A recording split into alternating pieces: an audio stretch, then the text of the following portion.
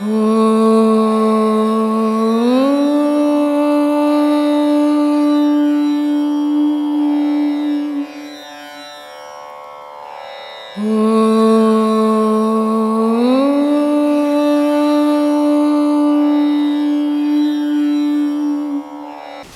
எப்போதுமே நேசிக்க வேண்டும் என்று பக்தர்களை சோதிக்கும் கடவுள் சுயநலவாதியா? கடவுள் எப்பவுமே என்ன நினைன்னு எங்கே சொல்லிக்கிறாரு? எங்கேயுமே சொன்னதில்லை. ஆனால் பக்தனுடைய வெறி, அந்த பக்தனுடைய உச்சகட்ட தெய்வீக பக்தி, இதனால் அவன் எந்த நேரமும் அவன் நினச்சின்னு இருக்கிறான். தெய்வத்தை அப்படி நினைக்கணும். தெய்வம் எங்கே இருக்குது? உனக்குள்ளவே இருக்குது. ஆனால் இந்த அஞ்ஞானிகள்னா உடலை மட்டும் நம்பிக்கின்னு வாழ்கிறாங்க. உடல் சாக போதுன்றதை உணர்றதில்லை. உடல் மண்ணில் அழிய போதுன்னு உணர்றதில்லை. ஆனால் அழியா உயிரை நினைக்கிறது தான் கடவுளை நினைக்கிறது. உன்னுடைய உயிர் உன் உடலில் இல்லைன்னா உன் உடல் நயா பைசாக்கு உதவாது. அதனால தான் பாம்பாட்டி ரொம்ப அழகாக சொன்னார். ஊத்த குழியில் மண்ணெடுத்து உதிர புனலில் உண்டை சேர்த்து வாய்த்த குயவனா செய்யும் மண்ணு பாண்டம் வரைவோட்டுக்கு ஆகாது என்று ஆடு பாம்பே என்னார். பரிகாசமாய் கடித்த பாம்பு பல பேர் அறிய மெத்தை வீங்கி பரிகாரம் ஒரு மாது பாற்ற போது பையோடு கண்டது என்று ஆடு பாம்பேன்னாரு. இப்படிலாம் செய்த குழந்தை ஒரு நயா பைசா கூட உதவாதுடா. ஒரு பிளாஸ்டிக்கு குடங்கு அது இது உடஞ்சி போச்சுன்னா போட்டின்னா வேறு பொருள் கொடுப்பான், இதே போய் வேறு பொருளாக செய்வான். ஆனால் உன் உடல் பெருசுன்னு நினச்சிங்கிறிய, இது செத்துதுன்னா ஒரு பைசா கூட உதவாது. ஒரு ஆடு செத்தா தோலை உரிச்சு மோளம் கட்டுவான், ஒரு மாடு செத்தா மோளம் கட்டுவான். எல்லா பொருளும் உதவுது, நீ மட்டும்தான் எதுக்குமே உதவாதவன். ஆனால் உன்னை மட்டும்தான் உலகத்திலே உயர்ந்தவன் நான் நினச்சின்னுக்கிற. ஆனால் உன் உடல் இல்லை, உள்ளகிற பொருள் உயர்ந்தது, அது உனக்கு புரியல அப்படின்ட்டான். அதனால் கடவுள் எங்குமே என்னை நினச்சிக்கினே இருன்னு எப்பவுமே சொல்லலை. கடவுள்ன்றது ஒன்று இல்லைன்னா நீ நினைப்புன்றது ஒன்று இருக்காது. அதனால் கடவுள் உனக்குள்ளதாங்கிறார், மனிதனுக்குள்ளே தான் இருந்து இயக்குறாரு, ஏங்குறாரு. அதனால் நம்ம செயல்கள் நடக்குது. கடவுள் நம்மளை விட்டு வெளியே போனாருனாக்கா அங்கே ஏக்கம்ன்றது நின்று போயிடும். நம்ம அதோட மண்ணுக்கு தான் போயிடணும். அதனால் கடவுளை நினைங்க, உங்கள் உயிரை நினைங்க, அதான் கடவுள். அந்த உயிரை நினச்சிங்கன்னா உங்களுக்கு நிம்மதி கிடைக்கும். உடலை நினச்சிங்கன்னா துன்பம் கிடைக்கும். உங்களுக்கு எது வேணுமோ அதை நினச்சிக்கோங்க. கடவுளினுடைய துணை இல்லாமல் உன் முயற்சியே கிடையாது. உனக்குள்ளே நான் பல வீடியோக்களில் சொல்லிக்கிறேன், கடவுள் உனக்குள்ளே இருக்கிறாருன்னு. கடவுள் உனக்குள்ளே இருக்கிற வரைக்கும் தான் உன்னுடைய முயற்சிகள் எல்லாம். அந்த முயற்சின்றதுன்னா அறிவுன்னு அர்த்தம். அந்த அறிவுபூர்வமாக நீங்கள் முயற்சி பண்ணி வெற்றி அடையும் போது உங்கள் மனம் சந்தோஷப்படுது, அதில் தோல்வி அடையும் போது உங்கள் மனம் துக்கப்படுது. ஆனால் கடவுளினுடைய துணை இல்லாமல் ஒரு மனிதன் கூட நடமாடவே முடியாது. ஏன்னா கடவுள் இருக்கிற வரைக்கும் தான் இவனுக்குள்ளே இவன் நடக்கிறது, ஓடுறது, உட்கார்றது, செய்கிறது, எல்லா செயலுக்கும் அடிப்படையே. கடவுளினுடைய துணை இல்லைன்னா இவன் வெறும் போனமாக தான் கிடப்பான். அதனால் எல்லா செயலுக்கும் கடவுளே காரணம்னு செய்கிறவன் தான் முழுமை அறிஞ்சவன் அர்த்தம். அதனால் கடவுளை உணர்ந்து கடவுளினுடைய என்னுடைய செயல், அதனால தான் பட்டினத்தார் உஜினியில் சொல்லுவார், என் செயலாவது யாதொன்றும் இல்லை, உன் செயல் என்றே உணர பெற்றேன் அப்படின்வார். நான் செய்கிறேன்றது நான்ன்ற பொருள் தான் கடவுள் உள்ளோ. அந்த நான்ன்ற பொருள் உள்ளே இல்லைன்னா நீன்றது ஒன்று இல்லை. அதனால் எல்லா செயலும் கடவுளுடைய துணையோடு தான் உன்னுடைய முயற்சிகளில் நீ ஈடுபடுற. கடவுளும் மனுஷன் சேர்ந்து தான் உலகத்தில் நடமாடின்னு இருக்கிறோம். அதனால் கடவுள் செயல் கண்டிப்பாக தேவைம்மா. ஒவ்வொரு உபதேசத்துலேயும் ஒவ்வொரு அனுபவங்கள் கிடைக்கும். அந்த அனுபவம் மூலிமா இந்த உபதேசத்தில் இந்த அனுபவம் கிடச்சிது, அந்த உபதேசத்தில் அந்த அனுபவம் கிடச்சதுன்னு குறிப்பிட்டுக்கினே வரும்போது நம்ம மௌன உபதேசம் வாங்கும்போது அதனுடைய நிலை என்னான்றது அன்றைக்கி புரியும். ஏன்னா ஆரம்பத்திலே அது புரியாது. இப்போது நிறைய பேர் எங்கிட்ட கூட சொல்கிறாங்க, சாமி நான் நேற்று கூட ஒருத்தர் கோயம்புத்தூர்லேருந்து வந்தார், 48 நாள் நான் மௌன விரதம் இருந்தேன் அப்படின்னாரு. சரி மௌன விரதம் இருந்தியே சாப்பிட்டியாப்பான்னா நான் சாப்பிட்டுக்கின்னு தான் இருந்தேன். அப்போது கைக்கும் வாய்க்கும் எண்ணம் பேசிக்கின்னு தான் இருக்குது. மௌனம்ன்றதுன்னா எண்ணமற்று இருக்கிறது மௌனம், எண்ணத்தோடு இருக்கிறது மனுஷன். ஆனால் வாய் மூடிக்கின்னு இருக்கிறதால மௌனம்ன்றான் ஏமாந்துக்கின்னு இருக்காதிங்க. மௌனம்ன்றது பெரிய உபதேசத்துலேயே மௌன உபதேசம் பெரிய உபதேசம். அந்த மௌன உபதேசத்தினுடைய விளைவுன்னா எதுவுமே செய்யலை, எந்த அசைவுமே இல்லை.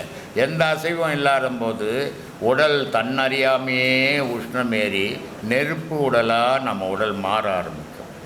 அந்த நெருப்பு உடலாக மாறினாதான் இறைவன் ஒளியும் ஓசையுமா இருக்கிறான். ஆனால் நம்ம மண்ணும் தண்ணியுமா இருக்கிறோம்.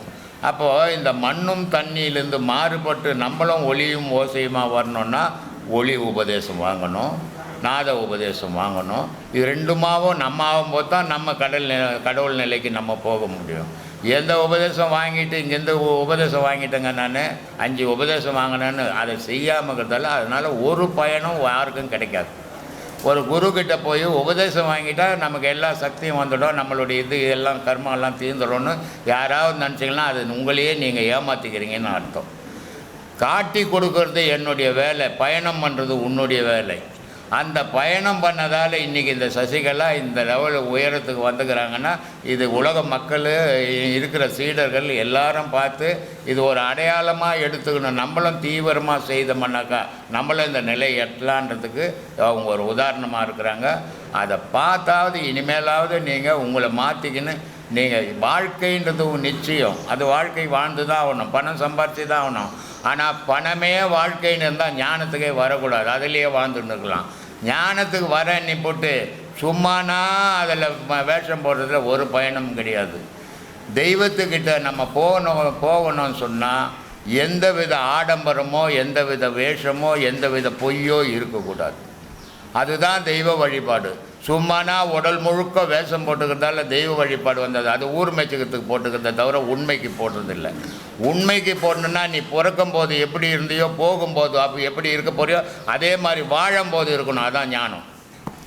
ஆனால் பிறக்கும்போது நிர்வாணமாக பிறந்த, எதுவுமே இல்லாத பிறந்த, அன்னகயிறு இல்லாத பிறந்த, எல்லாம் இல்லாமல் பிறந்த பிறகு நான் கடவுள் வழிபாடுன்னு எல்லாத்தையும் மாட்டிக்கின்னு தெரியுது. கடவுள் வழிபாட்டில் அது ஊர் மெச்சுக்கு போட்டுக்கிறது. அதனால் உண்மையான தெய்வ வழிபாட்டில் இருக்கிற உலகத்தில் நீ 1000 பொய் சொல்லி வாழ்ந்துக்கோ, கடவுள் விஷயத்தில் பொய் பேசக்கூடாது, கடவுள் விஷயத்தில் அடுத்தவனுக்கு பொய் சொல்லி கொடுக்கக்கூடாது. அது ரொம்ப முக்கியமாக எல்லா சீடர்களும் தெரிஞ்சிக்க வேண்டிய விஷயம்.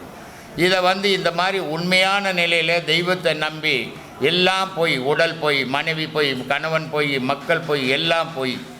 ஆனால் மெய்ப்பொருள் 2 தான். நம்மளுடைய ஆன்மா மெய், இறைவன் மெய். ஆனால் ரெண்டுக்குமே அடையாளம் கிடையாது. அதனால் உங்களுக்கு நம்பிக்கை இல்லாதக்கிறீங்க. அடையாளம் இருக்கிற மனைவி மேலே நம்பிக்கை வருது, அடையாளம் உள்ள கனவு மேலே நம்பிக்கை வருது, அடையாளம் உள்ள பிள்ளைங்க மேலே நம்பிக்கை வைக்கிறது. ஆனால் இது எல்லாமே உங்களை ஒரு நாள் ஏமாற்ற போகுது. ஆனால் உங்களை ஏமாற்றாதவன் இறைவன் ஒண்டி தான், உங்களை ஏமாற்றாதவன் ஆன்மா ஒண்டி தான். இந்த 2 பொருளை நீங்கள் நம்பி பயணம் பண்ணிங்கன்னா உங்களுடைய வாழ்க்கை சிறப்பாக இருக்கும், தெய்வத்தை போய் அடைவுங்க. இதெல்லாம் மறந்துட்டு நான் உபதேசம் வாங்கிட்டேன்ட்டு போய் 1000 பொய் பேசியிருந்தீங்கன்னா அந்த உபதேசம் வாங்கிறதுக்கு அர்த்தமற்று போயிடும். அதனால் எந்த வித வேஷம், மணி கட்டிக்கிறது, வேஷம் போட்டுக்கிறது, உத்ராட்சம் போட்டுக்கிறது, இதிலெல்லாம் கடவுள் இல்லை. உன் மனசில் இருக்கிறான் கடவுள். அப்போ மனத்தை சுத்தம் பண்ணிக்கோ. இந்த மனத்தில் இருக்கிறான் கடவுள்ன்றதுக்கு தான் ரொம்ப அழகாக சொன்னார். மனிதனுக்கு முதல்ல அகங்காரம் போனால் தாண்டா ஆண்டவன் தெரியுமான்னா பத்ரகிரி. அதனால் அகங்காரம் உள்ளடிக்கு ஐம்புலனை சுட்டறுத்து தூங்காமல் தூங்கி சுகம் பெறுவது எக்காலம்னா. தூங்கவும் கூடாது, மூச்சுன்னுக்குறாது. ஒரு மனுஷன் என்ன பண்ணுவான், ஒன்று தூங்கிடுவான், இல்லை மூச்சுன்னுப்பான். இதான் சராசரி மனிதனுடைய வேலை. ஞானி அப்படி இல்லை, தூங்குற மாதிரி தெரியும், மூச்சுன்னுக்கிற மாதிரி தெரியும், 2 நிலைக்கு நடுநிலையில் நிற்பாவன். அதனால் அந்த மாதிரி நிலை வர வரைக்கும் நீங்கள் அதில் பயணம் பண்ணிக்கினே இருக்கணும். அப்போ தான் உங்களுக்கு பல உண்மைகள் தெய்வத்தை பற்றி புரியும். இல்லைன்னு சொன்னால் புரியாது. ஊரில் வேஷம் போட்டு தெரிகிற மாதிரி நம்ம போடக்கூடாது. ஏன்னா நம்ம உடலை நம்ம நம்பி வாழலை. அவன் உடலை நம்பி வாழத்தால் உடலுக்கு மேலே 1000 வேஷத்தை போடுறோம். நம்ம வாழறது உயிரை நம்பி வாழறோம், ஆன்மாவை நம்பி வாழறோம், ஆண்டவனை நம்பி வாழறோம். அப்போது இந்த உடல் மேலே எந்த வேஷமும் போடக்கூடாது. எல்லா வேஷமும் ஒரு நாள் கழண்டி போகுது. ஆனால் கழண்டி போகாது, நம்மளை விட்டு போகாத பொருள் 2 தான். நம்மளை விட்டு கடவுளும் போக மாட்டான், நம்மளை விட்டு நம்ம ஆன்மாவும் போகாது. இது 2 தான் நிஜ பொருளை தவிர மீதி எல்லாமே பொய் பொருள். இந்த பொய் பொருளை நம்பி காட்சி பொருளாகிறதால அதையே நம்பி வாழறீங்க. மாற்றிக்கின்னு உண்மை வாழ்க்கைக்கு வாங்க. அது உங்களுக்கு நல்ல பலனை கொடுக்கும். யாராலையும் யாரு குறையும் தீர்க்க முடியாது. எந்த ஞானியும் தீர்த்தவனும் கிடையாது. சும்மா ஏமாத்தின்லாம் இருக்கிறதுக்கு இல்லை. எந்த ஞானியும் ஏமாத்தலை. இன்றைக்கி இருக்கிற ஆன்மீகவாதிங்க நான் இதை தீர்த்துறேன் அதை தீர்த்துறேன்னு எவனுக்கும் எவனாலையும் தீர்க்கவே முடியாது. தீர்க்க முடிஞ்சதுன்னா இந்த உலகத்தில் துன்பம்ன்றதே ஒன்று இருக்காது, கஷ்டம்ன்றதே ஒன்று இருக்காது, கவலைன்றதே ஒன்று இருக்காது. எல்லாத்தையும் அவங்களே தீர்த்துடுவாங்க. அதனால் யாராலையும் மற்றவனுடைய செயலை தீர்க்கவே முடியாது. தீர்க்கறதுக்கு வழி சொல்ல முடியும். அவன் தான் தீர்த்துக்கணுமே தவிர இன்னொருத்தர் வந்து தீர்த்துறதா இருந்தால் இந்த உலகத்தில் யாராவது கஷ்டப்படுவாங்களா, யாராவது சாகுவாங்களா? நம்மளே எண்ணி பார்த்தாவே உண்மை தெரியும். அதனால் எந்த மகானோ எந்த ஞானியாலையும் யாருடைய துன்பத்தையும் தீர்க்க முடியாது. அவன் துன்பத்தை அவனே அனுபவிக்கணும். அவன் துன்பத்துக்கு காரணம் எதுன்னு சிந்திக்கணும். சிந்தித்து செயல் புரிஞ்சு அதை சீர்படுத்திக்கணுமே தவிர அவர் தீர்த்துருவார் இவர் தீர்த்துருவார்னா உனக்கு இன்னும் ஒன்றும் தெரியலன்னு அர்த்தம், உண்மை தெரியலன்னு அர்த்தம்.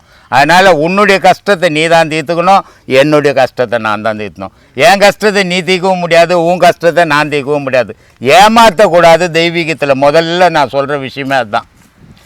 அதனால் நான் தீர்த்துறேன் நீ தீர்த்துறேன்றது ஏமாற்றின்னுக்குறோன்னு அர்த்தம். யார் கஷ்டத்தையும் யாரும் தீர்க்க முடியாது.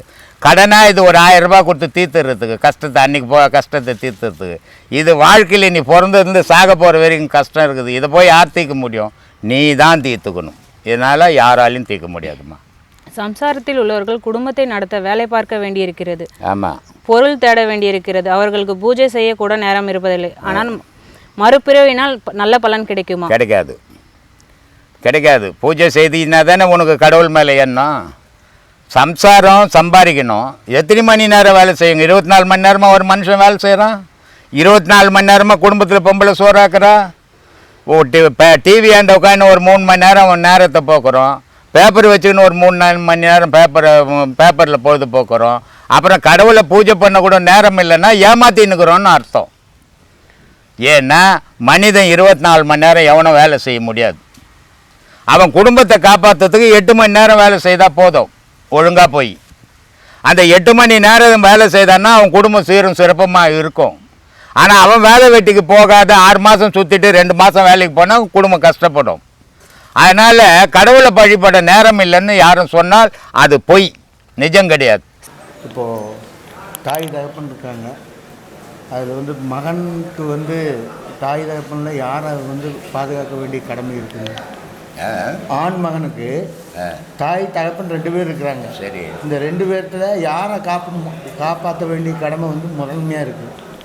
அம்மாவை ஆட்சி தேத்தி போடு, அப்பனை காப்பாற்று. செய்யலாமா? செய்யக்கூடாது. இல்லை அப்பனை ஆட்சி தேத்திட்டு அம்மாவை காப்பாற்றினானா? 2 பேரும் சேர்ந்து செய்த பொருள் தானே. நீ ஒரு பொம்பளையால் உன்னை உருவாக்க முடியுமா? ஒரு ஆம்பளையால் உன்னை உருவாக்க முடியுமா? 2 பேரும் செய்த ஒரு கண்ணை குத்தி போடலாமா? ஒரு கண்ணு இந்த போதும் அது உலகத்துக்கு பார்க்கறதுக்கு, ஒரு கண்ணை குத்தலாமா?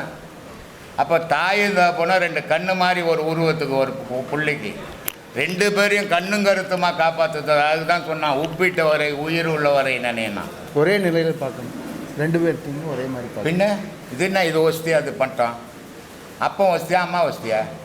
இல்லை, ஒரு சில குருமார்கள் சொல்கிறாங்க தாய் வந்து உயர்ந்தவங்க. தகப்பன் தாய் எப்படி ஆனாவோ? தகப்பன் இல்லாத தாய் ஆகிட முடியுமா ஒரு பொண்ணு? ஒரு பொம்பளை ஆவால? எவனோ மூடன் சொன்னதெல்லாம் என்கிட்ட கேட்காத.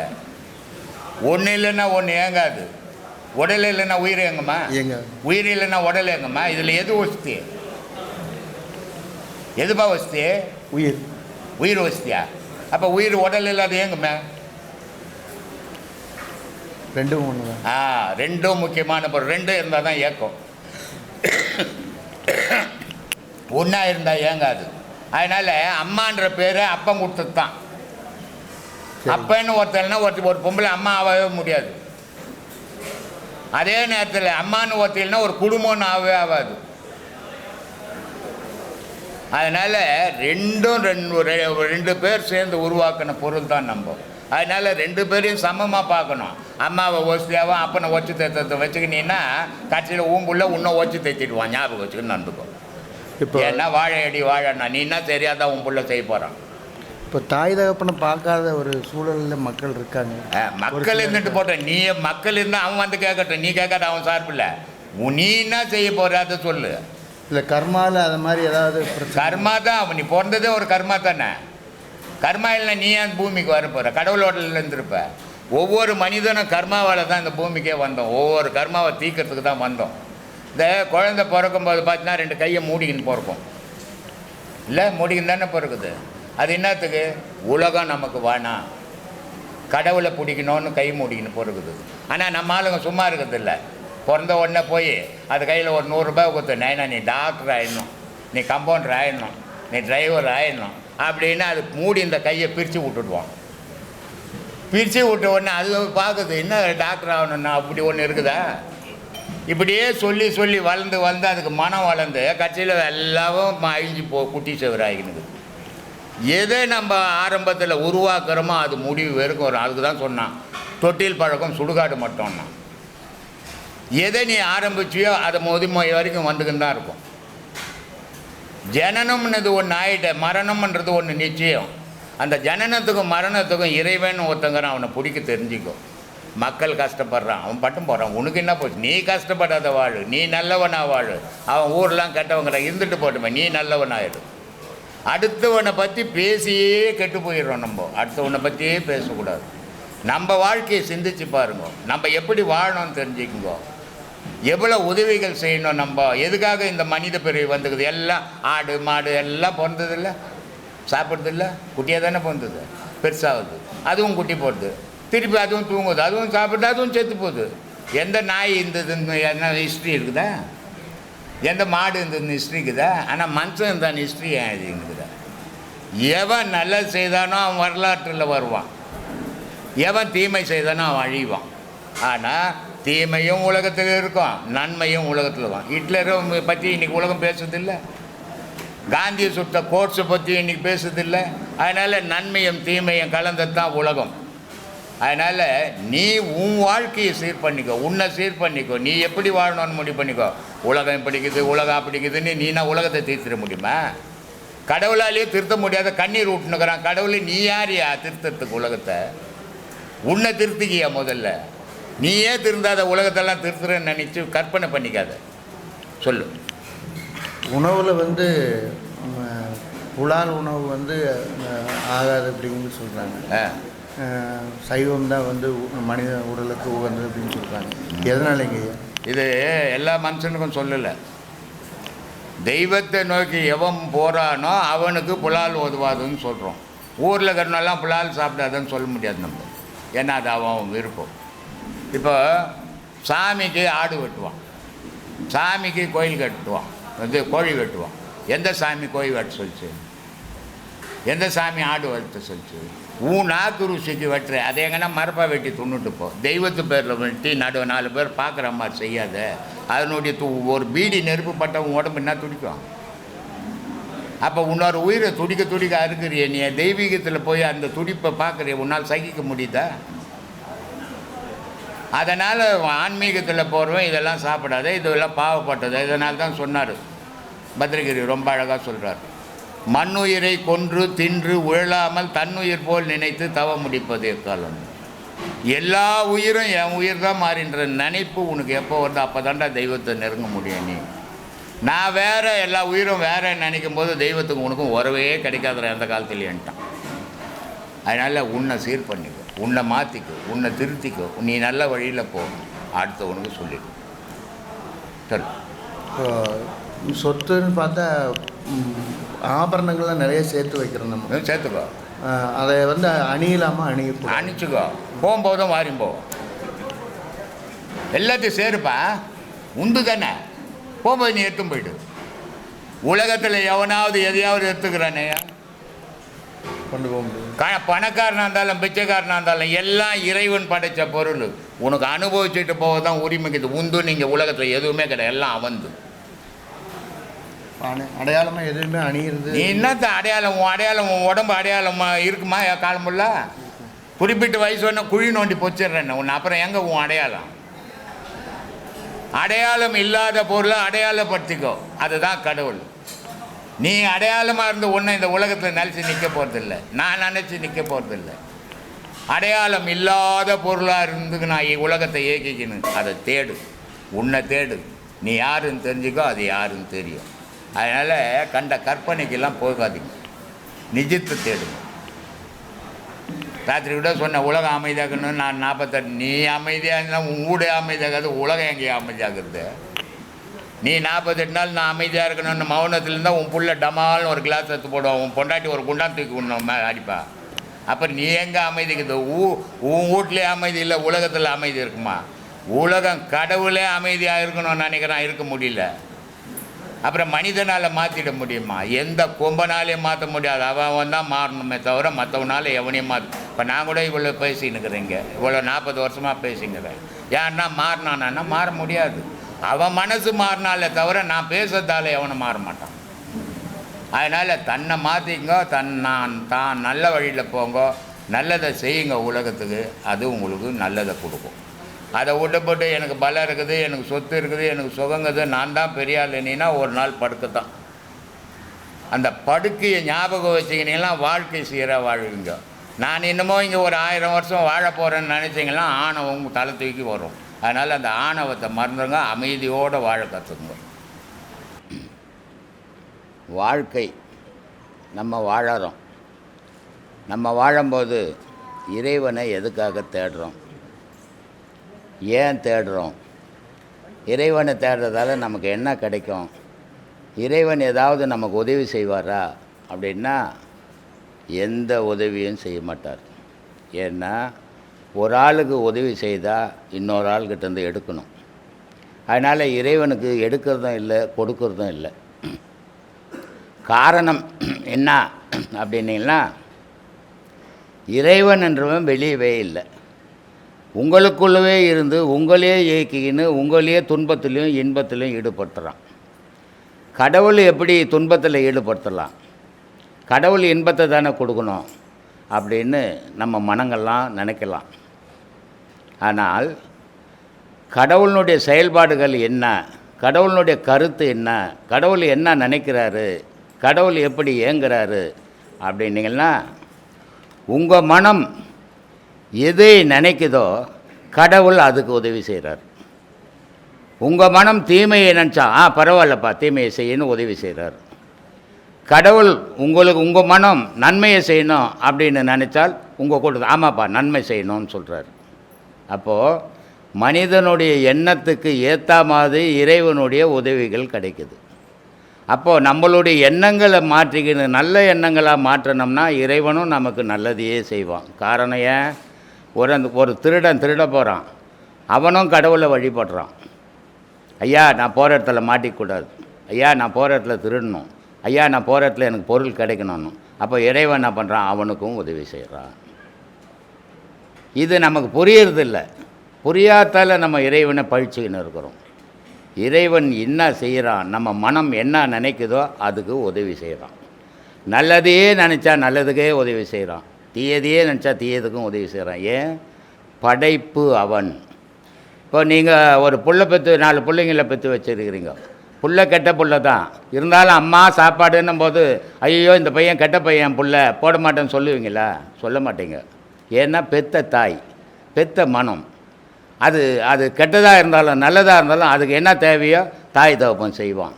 அதே மாதிரி இறைவன்ற தாய் தகப்பன் நம்ம என்ன நினைக்கிறோமோ அதுக்காக உதவி செய்கிறான். இதை நமக்கு புரியணும். அப்படி இருந்தோம் இந்த கலையை ஏன் தேடுறோம், இந்த ஆன்மீகத்தை ஏன் தேடுறோம் அப்படின்னா, ஏழ்மையில் இருந்தாலும் சரி வசதியில் இருந்தாலும் சரி மனக்கலக்கம் மனிதனுக்கு வரும். வராத மனிதனே கிடையாது. அவன் கோட்டீஸ்வரனாக இருந்தாலும் மனக்கலக்கம் உண்டு, அடுத்த வேலைக்கு சாப்பாட்டுக்கு வழி இல்லைனாலும் அவனுக்கு மனக்கலக்கம் உண்டு. இந்த மனக்கலக்கத்திலிருந்து வெளியே படுறனா இறை வழிபாடு வேணும். அந்த இறை வழிபாடு எப்படி இருக்கணும்? புறத்தில் ஒரு வழிபாடு, அது பக்தி. அகத்தில் ஒரு வழிபாடு, அது ஞானம். இந்த அக வழிபாட்டுக்கும் புற வழிபாட்டுக்கும் என்ன வித்தியாசம்? புற வழிபாட்டில் ஒரு சிலையை வச்சு இது இறைவன் அப்படின்னு வழிபட்டுன்னுக்கிறோம், அதனால் மனக்கலக்கம் போகிறதில்லை. ஆனால் அக வழிபாடு தனக்குள்ளவே இறைவன் இருக்கிறான் அப்படின்னு தேடும்போது மனம் உறுதியாகுது. எந்த கலக்கத்துக்கும் அது கலங்கிறதே இல்லை, மரணமே வந்தாலும் அது கலங்கிறதில்லை. அதுக்காக இந்த வழிபாடு அவசியம். ஏன்? இறைவன் யார் அப்படின்னா உங்களுடைய ஆன்மா இறைவன் உங்களுக்கு. அதுக்கு உறுதுணையாக இருக்கிறது ஜீவன் என்ற விந்து, அதுக்கு உறுதுணையாக இருக்கிறது உயிரின்ற மூச்சு. இது 3 சேர்ந்து தான் முப்பொருள். இந்த முப்பொருளும் தான் உலகத்தில் தொழில் நடத்துது. இந்த முப்பொருள் என்னவா இருக்குது அப்படின்னா, மனிதனுக்குள்ள காற்றாக இருக்கிற மூச்சு, நெருப்பாக இருக்கிற விந்து, சப்தமாக இருக்கிற ஆன்மா, இந்த 3ம் சேர்ந்தது தான் இந்த உலகத்தில் நம்மளை நடமாட வைக்குது. இதில் எது இழந்தாலும் நம்ம இருக்க மாட்டோம். அப்போது இந்த முப்பொருள் என்ற பொருளை தனித்தனியாக இருக்கிற வரைக்கும் மனிதனாக வாழ்ந்துன்னுக்கிறோம். இது இயற்கையிலேயே தனித்தனியாக இருக்குது. மூணு இடத்துல இருக்குது. இடுப்பில் விந்துவாக இருக்குது, நெருப்பாக இருக்குது, அதுக்கு பேர் தான் சக்தின்றோம்.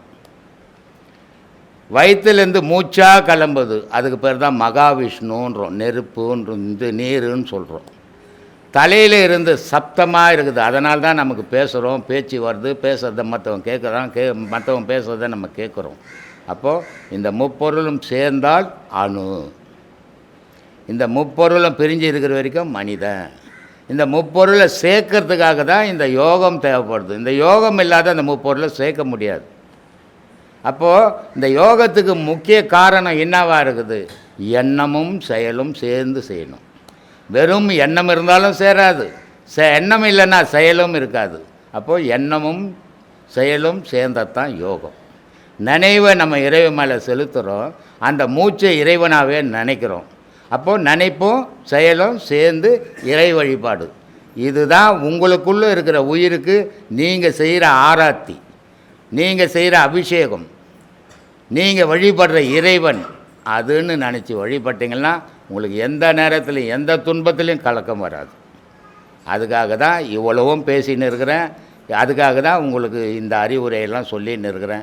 இதை எடுத்துக்கிறவங்களும் எடுத்துக்காதவங்களும் அவங்கவுங்க மனப்பக்குவத்தை பொறுத்து இருக்குது.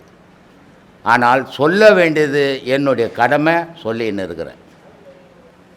ஒரு இளமை பருவத்தில் தாய் தப்பை ஒரு கோயிலுக்கிட்ட போய் இது சாமின்னு காட்டினாங்க. அப்போ அந்த தாய் தப்பனுக்கு பின்னாடி நம்மளும் அந்த கோயிலுக்கு போய் சாமின்னு கும்பிட்டுன்னுக்குறோம். இது பழக்க வழியாக வர்றது. ஆனால் இறைவனை வழக்க வழியாக கொண்டு போகணும். அப்போ பழக்க வழின்னா என்ன அப்படின்னா, வெளியே செய்கிறது பழக்க வழி, உள்ளே செய்கிறது வழக்க வழி. அப்போது இறைவன் நமக்குள்ளவே இருக்கிறான், நம்ம அதை வழிபடணும். உலகத்தில் எவ்வளவோ 23 மணி நேரமும் நமக்கு வேலை வெட்டிகள், பல தொல்லைகள் எல்லாம் இருக்குது. ஆனால் அந்த 1 மணி நேரத்தை இறைவனுக்காகவும் உங்களுக்காகவும் செலவிடுங்க. அது உங்களுக்கு பிறவிக்கு தொடர்ந்து வரக்கூடிய விஷயம். அதுதான் பிறவியை தவிர்க்கும். ஒருத்தர் சுகத்தில் இருக்கிறான், அவன் சொல்லுவான் நான் பிறந்தே ஆகணும், இந்த சுகத்தை அனுபவிச்சே ஆகணும்னு சொல்லுவான். ஏன்னா அவனுக்கு சுகங்குது அந்த நேரத்தில். ஆனால் பல பேருக்கு துன்பம் இருக்குது. ஐயா இந்த பிறப்பே எனக்கு வேணாம், நான் பிறந்து என்ன சாதித்தேன் அப்படின்றான். இந்த நினைவால் அந்த பிறப்பை தவிர்க்க முடியுமானா தவிர்க்க முடியாது. அப்போ அந்த பிறப்பை தவிர்க்கணும்னா என்ன செய்யணும்? எதுலேருந்து எந்த பொருள் உதயமாச்சோ அந்த பொருளை அதிலேயே எடுத்து போய் சேர்க்கணும். இறைவன்லேருந்து உதயமானவங்க நம்ம. அப்போது இந்த ஆன்மாவாகப்பட்டது அந்த இறைவன்லேயே இணைச்சோம்னா பிறப்பு இல்லை. அதுதான் முக்தி, அதுதான் மோட்சம், அதுதான் சொர்க்கம், அதுதான் வைகுந்தம், அதுதான் கைலாயம். அப்போ இந்த வைகுந்தம், முக்தி, மோட்சம் இதெல்லாம் எங்கே இருக்குது வெளியே உலகத்தில் அப்படின்னா, கைலாய மலையில் இருக்குதானா? இல்லை. மலைன்றது உன் தலை, பூமின்றது உன் உடல். இந்த தலைக்குள்ளே இருக்கிற அந்த சுழுமுனையில் உன் நினைவெல்லாம் செலுத்தினீங்கன்னா அது காலப்போக்கில் எல்லா பாவத்தையும் அழித்து தர்மத்தை பண்ணுங்க, அது இறைவனோடு எடுத்து போய் இணைச்சிடும். அப்போது இந்த பிறப்பி தவிர்த்துக்கலாம். அதனால தான் இவ்வளோ பேசுகிறோம். இவ்வளோ மகான்களும் அதுக்கு தான் உங்களுக்காக பேசியிருக்கிறாங்க. இதுக்கு எப்படி இருக்கணும்? நம்ம மனக்கட்டுப்பாடு அவசியம். இந்த வழியில் போனோன்னா கண்டிப்பாக மனக்கட்டுப்பாடு இல்லாதவன் போகவே முடியாது. அதே நேரத்தில் வைராகியம் ரொம்ப அவசியம். இதை நான் அடைஞ்சே தீடுவேன், அவர் அடைஞ்சார் என்னால் ஏன் அடைய முடியாதுன்ற வைராக்கியம் அவசியம். ஆனால் நம்ம ஜனங்க என்ன பண்ணுறாங்க? உலக விஷயத்தில் வைராக்கியம் வைக்கிறாங்க. அவர் வீடு கட்டிக்கிறார், நான் ஏன் கட்டக்கூடாது? அவர் வண்டி வாங்கிக்கிறார், நான் ஏன் வாங்கக்கூடாதுன்றாங்க. அதையெல்லாம் நிலையில்லாத பொருள்.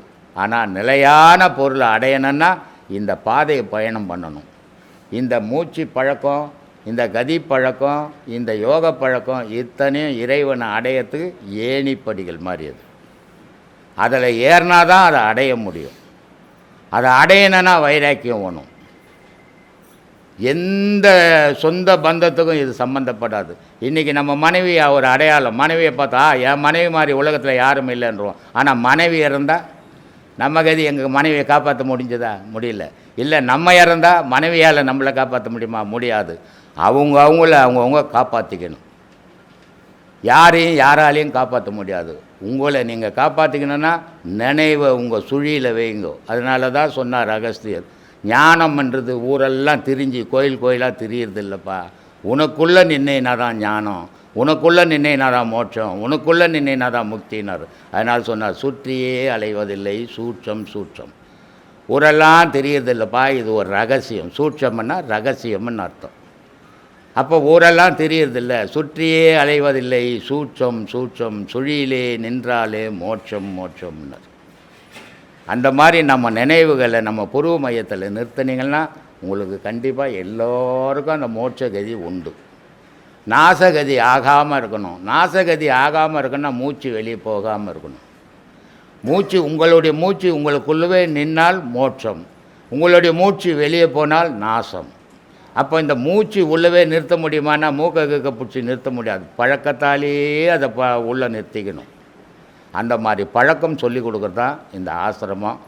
இதை பின்பற்றி போனீங்கன்னா உங்களுக்கு நன்மைகள் உண்டு.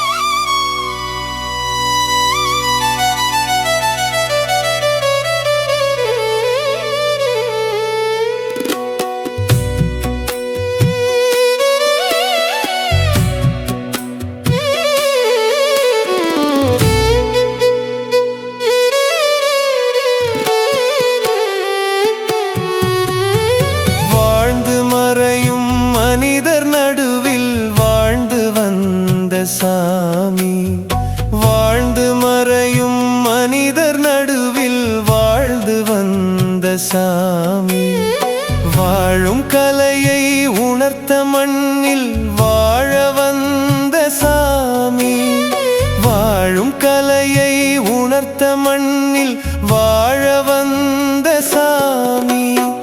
ஐயா சாமி சாமி எங்க நித்யானந்த சாமி, ஐயா சாமி சாமி எங்க நித்யானந்த சாமி.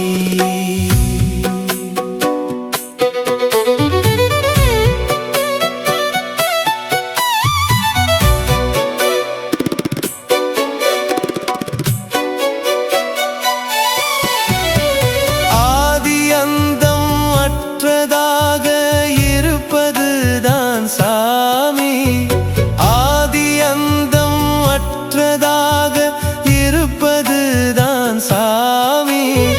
நித்யானந்தம் என்று இங்கு இருந்தந்த சாமி, நித்யானந்தம் எங்கு இங்கு இருந்தந்த சாமி.